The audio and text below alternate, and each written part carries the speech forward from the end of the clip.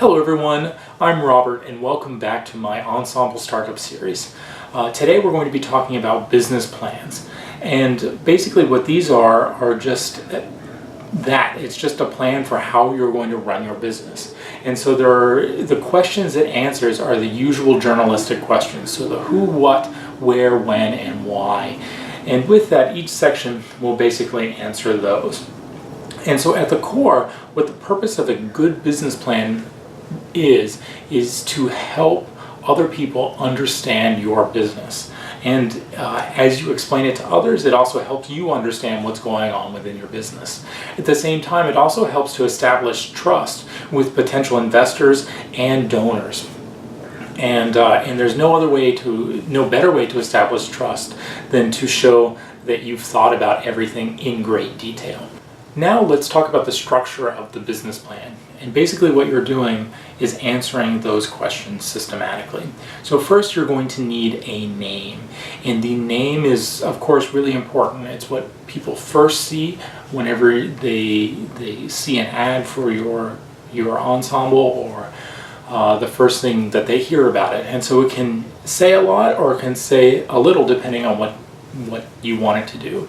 And so do think strategically about it, and because to a certain extent you're stuck with it for some time. You can always rebrand if necessary, but that gets really messy. So pick a name that you like and that makes sense to you, and that is reasonably clear to the audience as well. So one way that you can come up with a name if you're having problems is to write down a list of all sorts of words, anything that comes to your mind related to music or whatever it is that you're trying to do, and then combine those words until you get something that really speaks to you. At the end of the day, you want something that really resonates with you, because this is, after all, basically going to be the product that you're selling, and so you should at least enjoy saying the name. Next, on your business plan, you'll need to come up with a mission statement, and this is for both for-profit and non-profit. Even though, of course, with the for-profit, your primary motivation is profit maximization. At the same time, people will only respond to a story that you tell them. So your for-profit needs to be doing more than just making money. And of course, with a nonprofit, you need to be making a contribution to society. So what exactly is it that you want to do? How are you going to affect the world? And so that can be anything from, say, to play video game music at world-class standards, to provide underprivileged children with classical music experiences. And with this too, you want to be kind of as poetic as possible, clear, but it's okay to be poetic. You want to inspire people with your mission statement. The next section you're going to want to have on your business plan is something probably about you or whoever is on the leadership team. So if it's just you, just talk about you, but if you have a whole team, you want to talk about each member of the team, and then why together you work well. So then with this, what you're trying to do is show that you're A, an expert, and B, that you're trustworthy and you're uniquely positioned to run this business. Why should it be you instead of somebody else? And so if you have a background in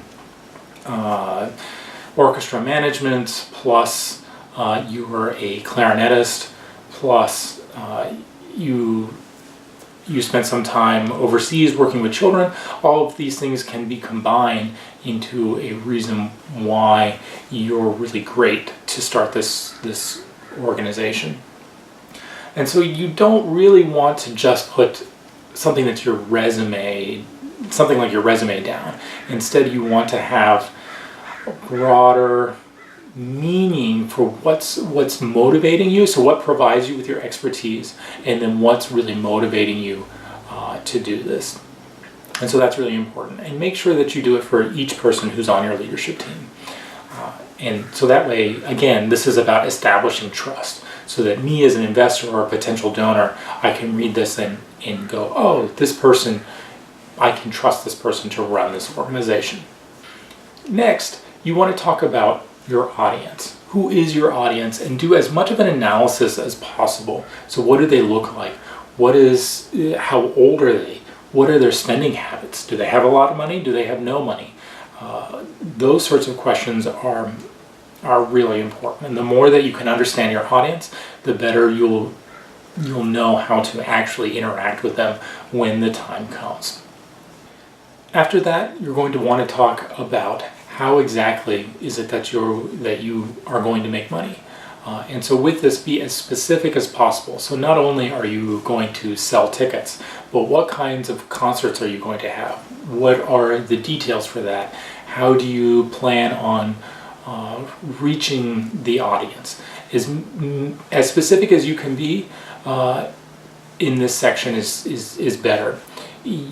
Again, this is about establishing trust, and especially here, this is where you can demonstrate that your organization is viable for the foreseeable future.